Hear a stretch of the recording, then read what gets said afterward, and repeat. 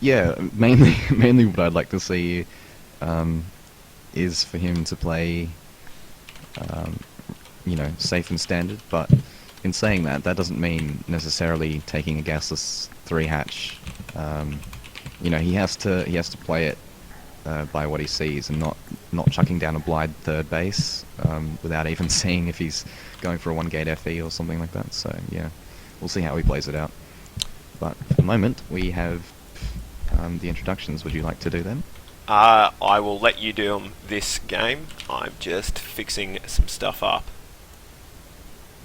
Righto. So in the top right corner of the map, we have spawning as the red Protoss from Team Fusion Slugs. It's BattleToast. And in the bottom left corner, spawning as the blue Zerg from QED, it is Mazaire. And this map is GSL Daybreak, and as Mazaire calls it, Zerg Break, so he does really like this map in this matchup. Interesting map really because of the really excellent Overlord placements that you can get because of all the little high ground niches that are quite handily marked out by the big blue shiny boxes on top of a lot of places around the map, especially these kind of choke points at the top left and the bottom right in the kind of main passageways is a great place to put Overlords. So yeah, we'll see how he plays it out, but I am expecting a really economically focused gasless 3 hatch from Mazaire, as we are going to be seeing a Forge Fast expand from BattleToast, actually going for the Forge before Nexus, so not playing super greedy on this map, which I think is wise considering the difficulty of the wall off. But yeah, it's going to be just a standard 15 or 14 pull here from Mazaire, but we'll see if he takes the drone down to expand to his natural, as BattleToast is preparing to chuck down a pylon to block that one out. Yeah, I think it's a bit of a preemptive strike because Mazaire knows that pylon's coming down, so anytime you can save by just getting that set of lings out to get rid of it is just going to help him in the long run, I guess. Yeah, that's right, and BattleToast is going to try to block the third hatchery, and he will do that with some success now, and he is just going to let that go down at the third base for Mazaire. Or maybe he'll just let the drone chase the probe around a bit. Maybe just trying to keep an eye on the probe and make sure he doesn't throw down any proxy pylons, but should be coming back now, and yes, he is coming back down to throw that that hatchery up at the third base, since his natural is already blocked. So it's going to be getting out the first set of lings and queen, just to deal with that pylon, as we do have the gateway and cannon now coming down from BattleToast, and his Nexus is halfway complete. Yeah. So no ridiculously early gas yet, but we do have what looks like might be a cannon rush at the third hatchery of Mazaire, so hopefully he sees that in time before any damage is done to the hatchery. But probe actually going to get blocked in here and he will cancel that cannon. I don't think Mazaire saw the probe, but he might have, so actually very smart from Mazaire. Now going to be is he going to check with that close. drone? Oh, he didn't manage to see, but he's going to be bringing the lings down here, and he will see these cannons, but actually not targeting the one that's almost finished. So this cannon is actually going to go up, and these lings won't be able to do anything about it. That's quite unfortunate for Mazaire here. But BattleToast is committing quite a bit to these cannons. I feel like he can just leave the one cannon there just fine. Doesn't need to really put the second cannon up. This one cannon will do its job of cancelling the hatchery, and if he does let that cannon finish, it is going to be a bit of an overcommitment to those cannons, and it is going to delay his tech by just a bit. He has floating... Sorry, he is floating a full stick of butter, as I like to call it, on the Nexus, not using any of the chrono boost yet. He is now just going into probes eventually, and ouch!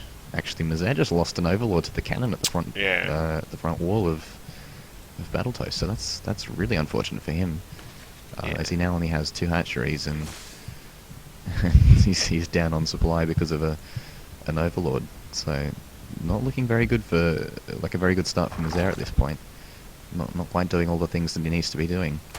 Yeah, he looks a bit rattled. Actually, like if you just look at how many minerals he's floating and stuff. I don't think he was quite expecting that cannon or those cannons to be there. He thought he would have had enough to deal with it, but yeah, he's going to have to try and figure out a way to kind of macro his way back to whatever kind of timing attack he wanted to hit, because he is a fair way behind where he wanted to be by now. Yeah, and it's just going to be a bailing bust because he's cut drones. He hasn't been able to get his third hatchery up, so he's just going to try and bust the front, which, you know, it's not such a bad decision. But there is a second cannon coming up. I think BattleToast can sniff the potential for a bit of a bust coming in, and he already does have one sentry with another one being chrono boosted out. So unfortunately for Mazaire, I think he might just be fine here, and this zealot is going to scout all of these slings coming out to the front. So BattleToast is most likely going to know exactly what's going on here, chronoing out now a third sentry and adding an extra pylon just to make sure that all of these structures stay powered once the bust comes in. So yeah, unfortunately for Mazaire, this looks like it might be a bit of a dire situation for him. Yeah, what would you think with those cannons there and him not really being able to do anything about them until at least like he got roaches or threw a spine crawler up or something or spread his creep?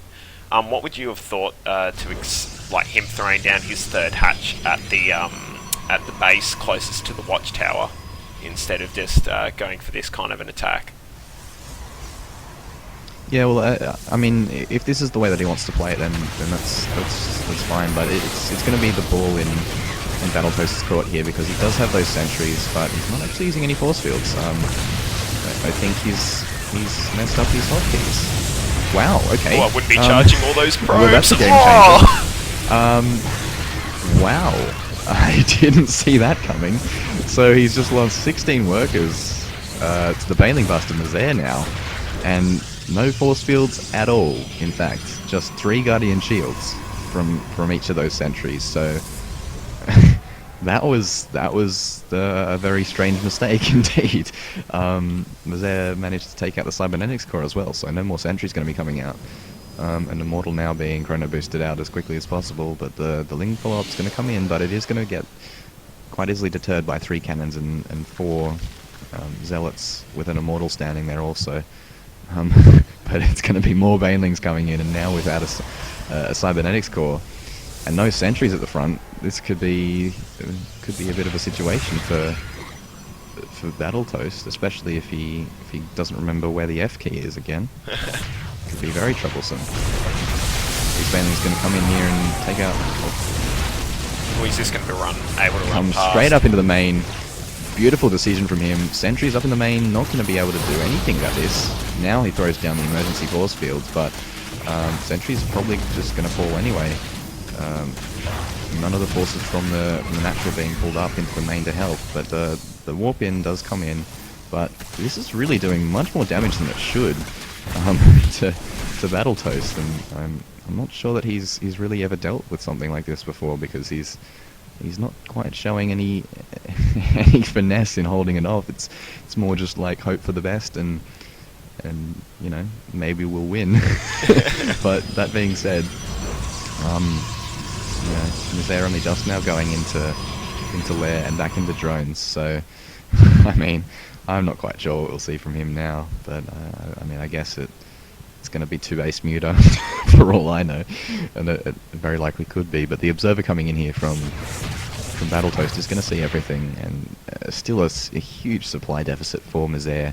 He's been down on probes or harvesters rather for the entirety of the game. No third hatch as yet, and he's going to try and expand with this drone now, it looks like. But yeah, he's going to take his 4th instead of taking his 3rd. So yeah, he's fighting from behind here, is Mazaire. So, but we'll see what he can pull off.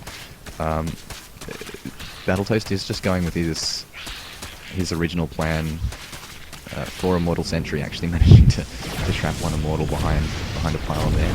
So he will supply block himself as a result of that, which is rather unfortunate because he didn't manage to account for that. But the Spire is going to be coming up from Mazaire, so which is essentially the direct counter to Immortal Sentry.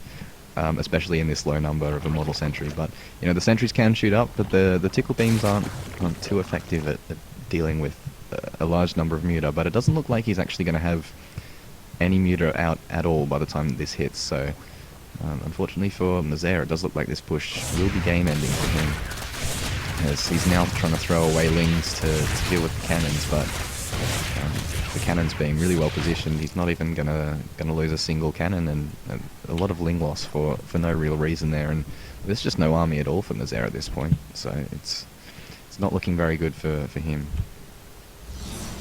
Yeah, and he's going to be able to warp in units at Mazaire's third now as well, as that just completes as well, so that's going to rub a bit of salt into his wounds. Oh, he doesn't manage to get the cancel either.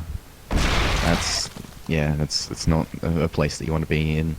And as now he can also warp in from the cannons and use that as a proxy pylon. So now there are a lot more stalkers with this army, so it is going to be able to deal with the muta much more effectively, and it looks like this is going to be the end for Mazaire at this point. There's just too much Protoss here for Mazaire to deal with. Yeah, no, definitely. As these mutas pop out now, I think it's going to be a little bit of a surprise for BattleToast, as he still hasn't quite scouted the Spire. But yeah, I don't think it's going to be any skin off his back come this engagement now. Yeah. There's the GG.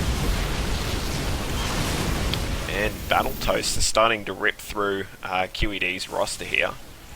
So we're going to have to see if we can get some sort of clutch player, or some player who can put an end to his might in this clan war, as it now stretches out to a 3-2 lead, which is starting to get into that dangerous kind of territory.